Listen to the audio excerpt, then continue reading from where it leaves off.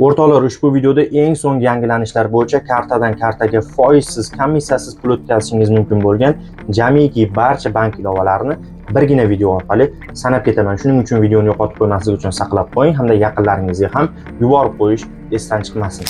Aytgancha, video so'ngida cheksiz pul o'tkazsangiz ham umuman komissiya olmaydigan ilova haqida ham to'xtalib o'taman.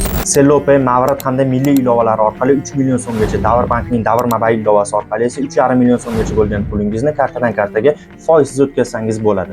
Hamkorbank, Smartbank, Anorbank, Sanoat qurilish bankining Eskume Mobile hamda Xalq bankining xazina ilovalari orqali 5 million so'mgacha, Chakana Pay ilovasi orqali esa 10 million so'mgacha kartadan kartaga bir oyda komissiyasiz o'tkazmalarni amalga oshirishingiz mumkin. Bundan tashqari TBC bankning Salom kart kartasi bilan TBC bank ilovasida istalgan kartaga istalgan miqdordagi pulni foizsiz o'tkazishingiz mumkin.